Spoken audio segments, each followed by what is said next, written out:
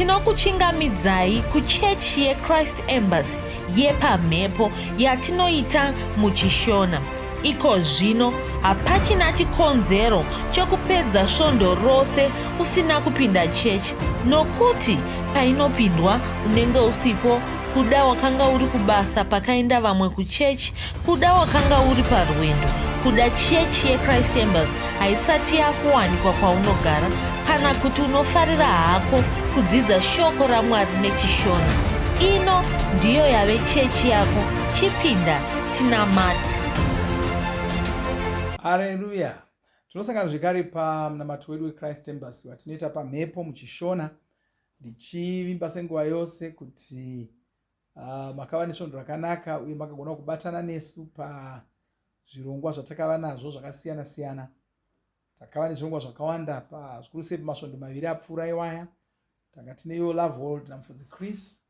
Tanga tichiparura chirongwa chokusvitsa ruponeso kumunhu mumwe nomumwe, ruponeso pasi rose. Takava nechirongwa zvekare chePraiseathon chatakapiwa naMufudzi Chris naMufudzi Benny. Haleluya. Ndichida kuenderera mberi, ndoda kuti makorokoto zvekare pamusoro mwedzi takatotanga mwedzi wakurume. Ndinovimba kuti makautanga zvakanaka. Murangarira kuti musvondo rino mugare makatiteya tikuudzei shoko remwedzi wakurume iwoyu. Mwedzi wapfuura wakukadzi wanga uri mwedzi wokurongedza zvinhu. Tanga tiri kurongedza zvinhu muupenyu hwedu, tanga tiri kurongedza zvinhu tichiisa chimwe nechimwe panzvimbo yacho zvichibva nokukosha kwacho. Haleluya. Ndinovimba kuti makazvipa nguva yokugadzirisa upenyu hwenyu nenzira iyoyo. Asi takapinzwa mune imwe nguva zvekare muchirongwa chekusvitsa ruponeso kumunhu mumwe nomumwe, ruponeso pasi rose. Takatoparura chirongwa ichocho, saka basa rakatotanga.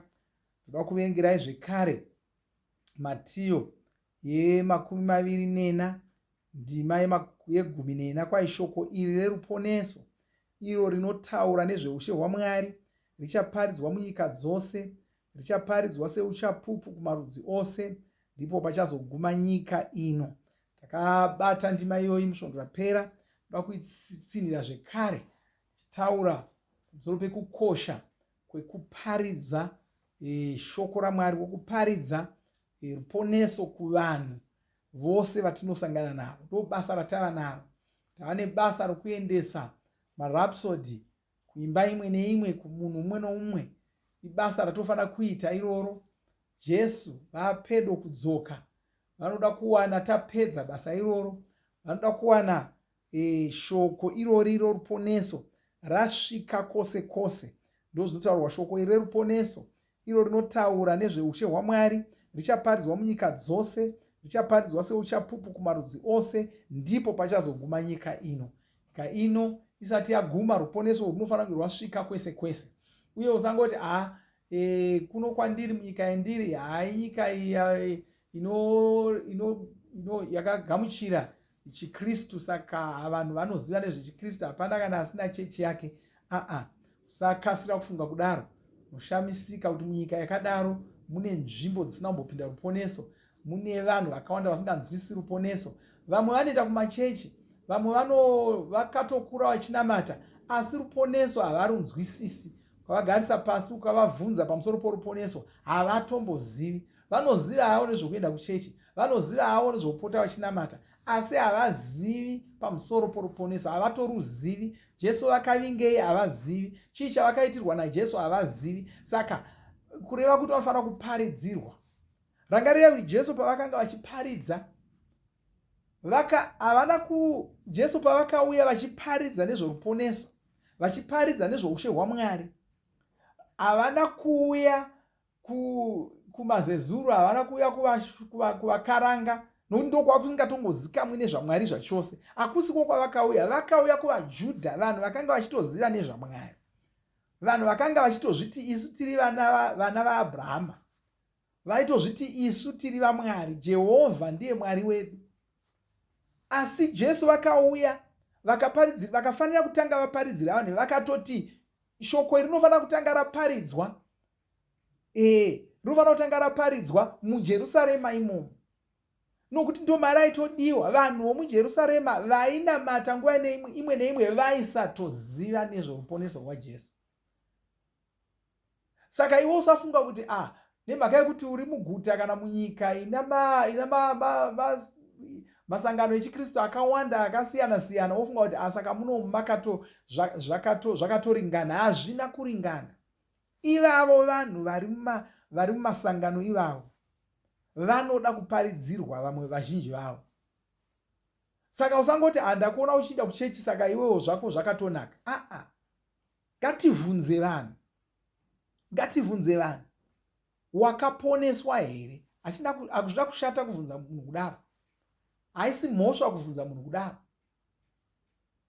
Kutaridza rudo. Kuna vamwe vanoda kugumbuka kana ukavabvunza kudaro, asi inyaya yokuti munhu anenge asina kuponeswa. Munhu asina kuponeswa ega ndiye anogumbuka akavhunzwa kuti wakaponeswa here. Munhu akaponeswa chaiye anofara kuti ndawana munhu unondivhunza kuti ndakaponeswa here. Ndawana munhu une hanya neupenyu hwangu. Ndawana munhu anoshuva kuti ndizvo zvandinakirawo. Kukuvhunza kuti wakaponeswa here kukuda, kukufarira. Zvakafanana nokuti ndikauya ndakabata zvokudya zvangu, ndikauya ndikagara pauri ndikakuona, ndikakuvhunza kuti wadya here kana kuti uya tidye. Kukufarira. Ndataridza kuti ndinokufarira, ndataridza kuti ndine shungu newe, ndine hanya newe, ndataridza kuti ndinoda kuti zvikunakire. Handidi kungofunga kuti wakaguta nokuti ndaona miromo yako yakapfumbira isina kuchena yakapfumbira. Aiwa, ndinofanira kukuvhunza kuti wakaponeswa here? Uri mukristu here? Wakaponeswa? Uye ndapedza kukuvhunza kuti wakaponeswa here, ndinofanira kukuvhunza zvekare wakaponeswa sei? Nokuti vamwe vanhu havanzwisisi kuti kuponeswa kuita sei.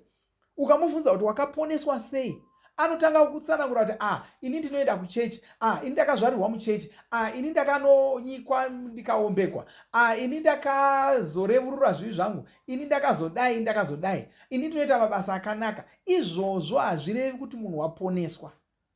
Munhu, regai ndikuvhurirei ndima inotitaridza kuti munhu anoponeswa sei, chii chaanofanira kuita kuti agozonzi waponeswa.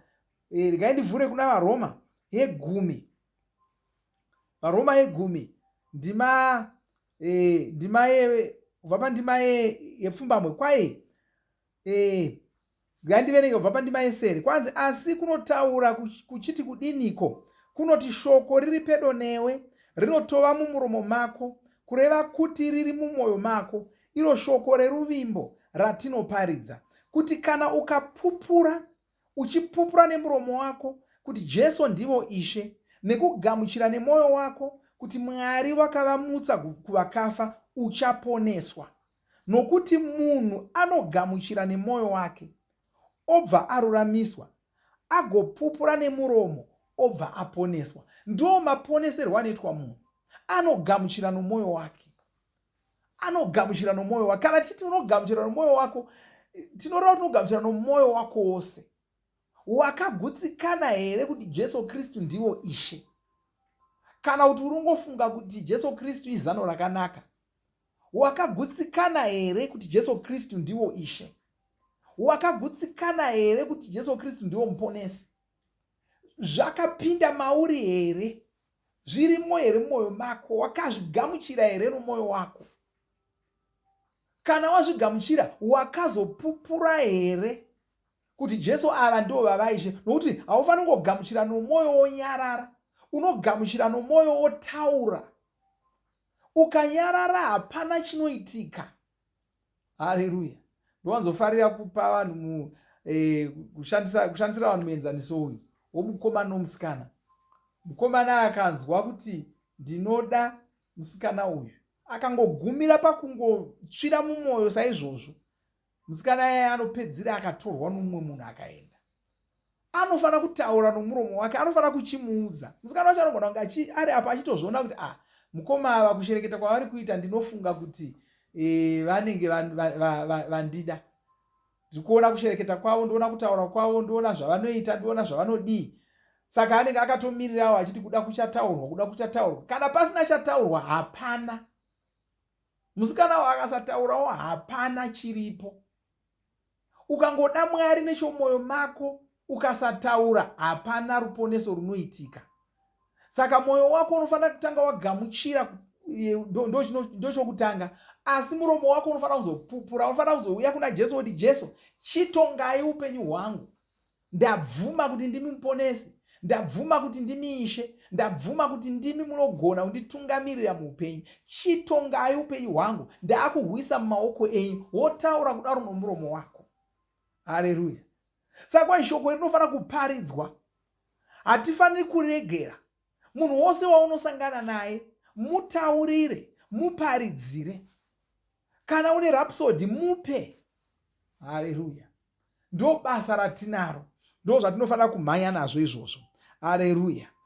Regai tinyengetere nhasi isvondo yedu yokutanga yemwedzi. Saka senguva yose tine chidyo, uye zvekare tinopa mupiro wedu wesungano. Saka toda kuti tigadzirire kudya chidyo iko zvino, uye tigadzirira kudaro toda kuti mugadzire zvekare mupiro wenyu wesungano. Mupe mupiro wedu wesungano. Mupiro wechi? Sungano yedu iri pakudii? Sungano yedu iri pakufambiswa kweshoko roruponeso. Iri pakufambiswa kworuponeso. Tinoda kusvitsa ruponeso kuvanhu vose pasi rose. Pana mawirirano edu ipapo. Ndo zvinotisunganidza, ndo zvinotibatanidza pamwe chete, zvokufambisa ruponeso tichiriunza kuvanhu, kumunhu mumwe nomumwe. Saka tinorufambisa tichishandisa mari. Haleluya. Mari ndiyo yatinoshandisa kutenga mabhuku erhapsody, kufamba nzendo tichivinga vanhu, nezvose izvozvo tinoshandisa mari kuita izvozvo. Haleluya. Regai ndingonyengetera tigobva tapinda pachidyo. Baba, ndoda kutendai nezita raJesu Kristu. Ndopa mbiri kwamuri, ndopa kudzo kwamuri. Nokutendai nokuda kunaka kwenyu. Ndoda kutendai nokuda kwemumwe nomumwe warinamata neni pazuva ranhasi.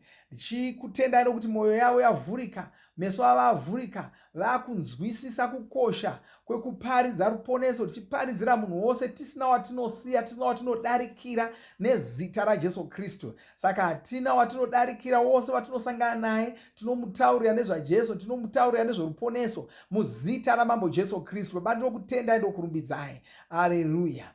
Amen. Haleluya. Saka ngatindei kuna tsamba yokutanga kuvakorinde chitsauko che10 chete, ndima ye23. Kwanzi nokuti zvinhu zvandakakupai zviya ndakazvigamuchira kubva kuna Ishe, zvekuti Ishe Jesu usiku huya hwavakapandukirwa vakatora chingwa, vakatenda Mwari pamusoro pacho, ndokuchimedura, ndokutaura vachiti, torai mudye, ndiwo muviri wangu unomedurirwa imi, itai izvi muchindirangarira. Saka kuti titore chingwa ichocho tichiropafadze, tigochimedura pamwe chete, tigochidya pamwe chete. Baba, tinokutendai, ndoda kumuviri waJesu Kristu wakamedurirwa isu kuti zvitinakire, kuti tive vatano. Ndoda kutendai nezita raJesu Kristu. Ndonyengeterera mumwe nomumwe anobatana neni pachidyo ichi iko zvino, chinamata. Kana pane zvirwere zvanga zviri kumukanganisa, zvinobviswa zvose, zvinoporeswa zvose, hapana chimwe chazvo chinoramba chiri muviri make. Muzita raJesu Kristu noropafadza chingwa ichochi patinochimedura tichichidya pamwe chete. Amen. Momedura mochidya.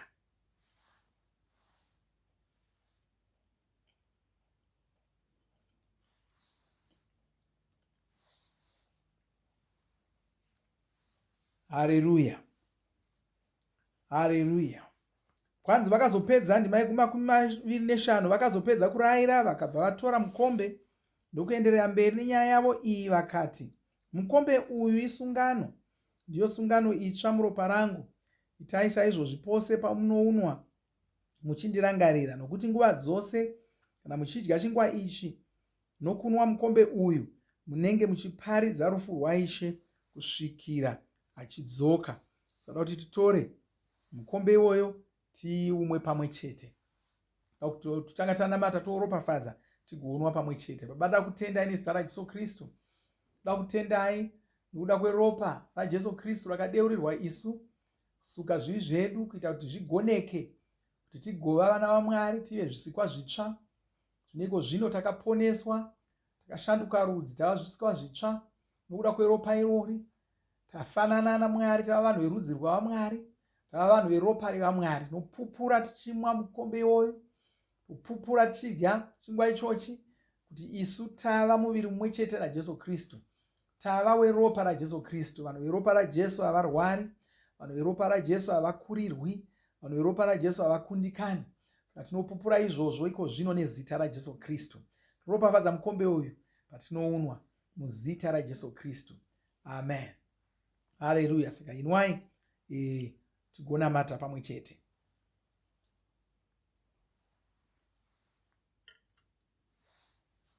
Haleluya. Titore chinguva chokungonamata tichitenda Mwari pamusoro pechidyo ichochi chatava nacho. Baba, tinokutendai nokurumbidzai. Tinokutendai nokuda kwechidyo chatava nacho, muviri wenyu, ropa renyu imi Jesu. Tapupura kuti tava veropa raJesu. Hatichagoni kuti tikurirwe, hazvigoni kuti tikundikane. Ticharamba tichingobudirira pane izvo zvatinoita muzita ramambo Jesu Kristu. Nokutendai Mwari, nokukudzai. Chingeterera mumwe nomumwe wabatana neni pachidyo ichochi, mutaura kuti wakaropafadzwa muzita ramambo Jesu Kristu. Nokutendai nokurumbidzai Mwari. Nokutendai tichingeterera mumwe nomumwe asinzwa zvakanaka, tichitaura kuporeswa kwenyama yake, kuporeswa kwomuviri wake. Marwadzo ewayo ndoarayira kuti aende nezita raJesu Kristu. Musoro unotema ndourayira kuti umire nezita raJesu Kristu.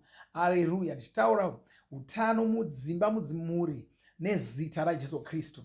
Nokutendai nokurumbidzai. Amen. Haleluya. Zvakanaka.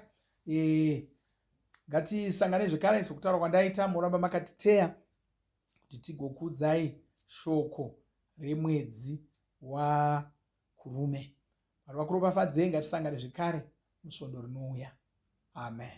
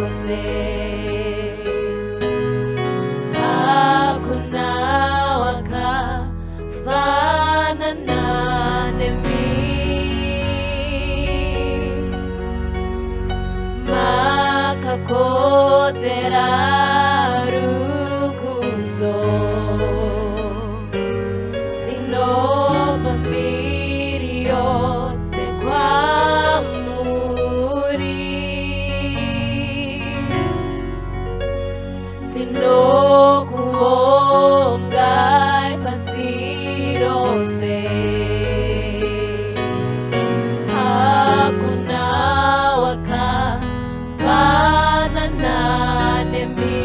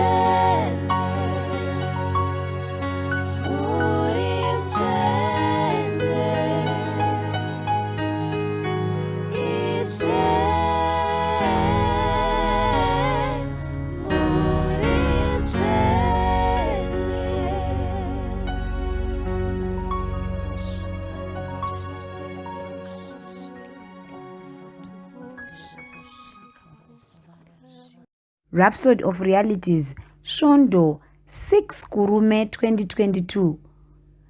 Chidzidzo chedu chinoti shambadza shoko reruponeso. Shoko redu tinoriwana kubva kuna vaRoma 1:3 kusvika 4 inoti, shoko iri riri pamusoro pemwanakomana wavo iye Jesu muponesi, anova Ishe wedu, iye akabuda mudzinza raDhavhidhi. Mweya weutsvene vakamumutsa kuvakafa, vakamumutsa vachishandisa simba guru, zvinova zvakataridza zvoga kuti ndiye mwanakomana waMwari. Jesu mwanakomana waMwari, izvi ndizvo zvakaziviswa zvisikwa zvose. Simba guru rakavonekwa pakaziviswa zvisikwa chinhu ichi. Simba iri rakavonekwa pakumutswa kwavakaitwa kuvakafa. Mweya weutsvene ndivo vakanga vari kushanda. Izvi ndizvo zvatinoona mubhaibheri. Jesu ava vapenyu, havasi kuzofa zvakare. Jesu ava ndiwo mwanakomana waMwari.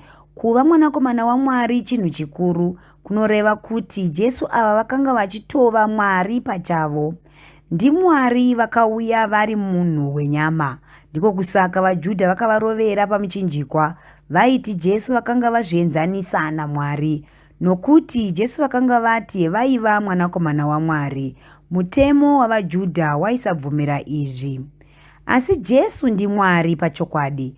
Izvozvo ndizvo zvatinoona mubhaibheri. Titus 2:13 kusvika 14 inoti, Jesu ava ndivo Mwari vakuru. Ndima iyi inoti, tichitarisira chiropafadzo chiya chekudzoka kwaMwari wedu vakuru, ivo muponesi wedu, Jesu muponesi, ivo vakafa pataifanira kufa isu, vachitsvaka kutidzikinura kubva pazvivi zvose nekutisuka tive vanhu vavo vakasiyana nevenyika ino, vanoshingaira kuita mabasa akanaka. Jesu ava ndivo vandinokuzivisa nezvavo. Jesu ava vakazokwira kudenga, vakakwira mushure mekumuka kuvakafa. Vakanga vari kutaura nevadzidzi vavo, vachivadavira mibvunzo yavo. Ndipo pavakabva vakwira kudenga.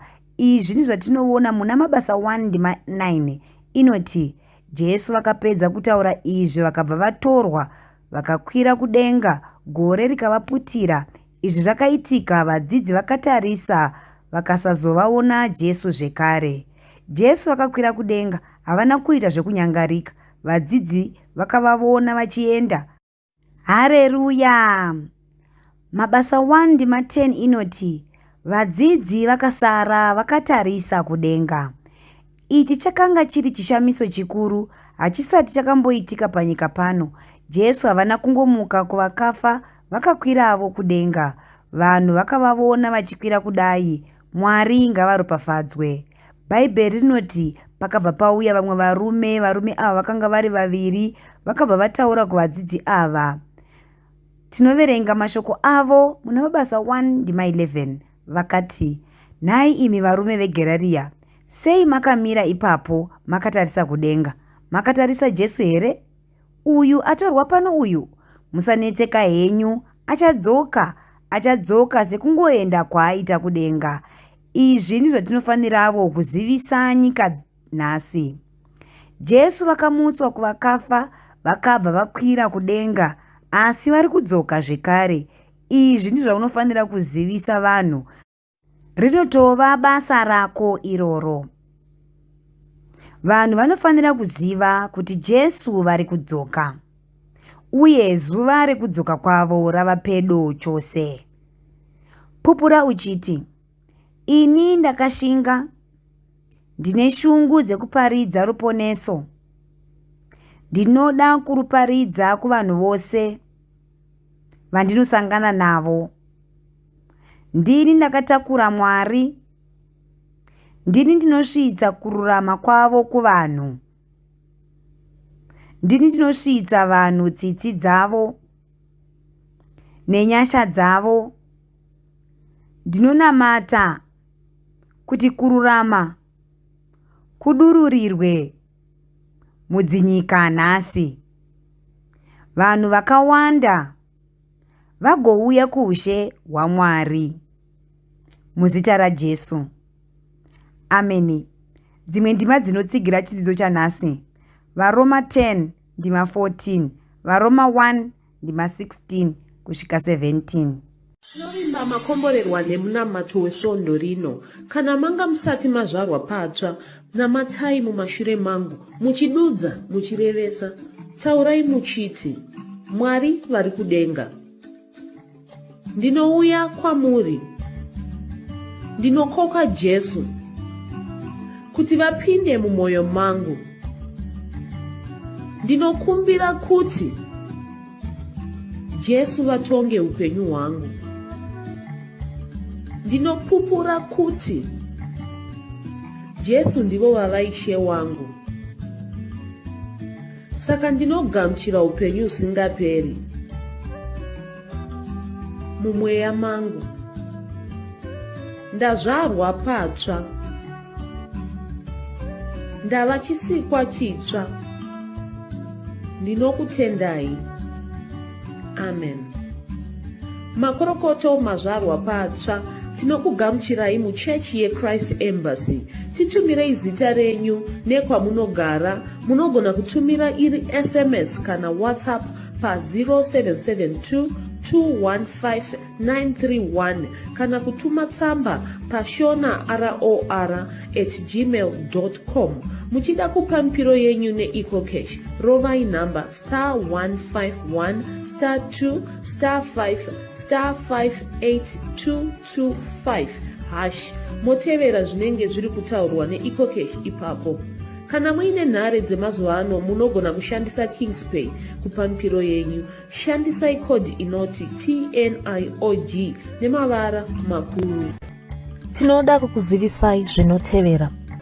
Tinokurudzira kuti musadarikwe nezvidzidzo zveRhapsody. Zvidzidzei kuti shoko riwande mamuri, mugone kumirisana nezvinhu zvinonetsa muupenyu.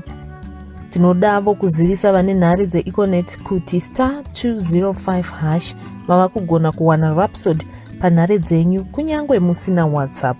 Rovai nhare idzi muwane Rhapsody panhare dzenyu zuva rimwe nerimwe. Munorova *205#, mosarudza daily devotional. Subscribe Shona Rhapsody muchishona. Munamato uno munoubata pa WhatsApp, pa radio, pa YouTube panoti Shona Online Church, pa www.ce-shonachurch.org, nepa vcc.rhapsodyofrealities.org. Tinokumbira mutizivise kana muri kutibata pane imwe yenzvimbo idzi. Kana pari painternet, munogona kunyoresa muchitipa zita renyu. Kana pari pa WhatsApp, tinyorerei tigopota tichikutumirai zvimwe zvidzidzo, kana kutitumira SMS pa 0772 166 928. Ivai nesvondo rakanaka.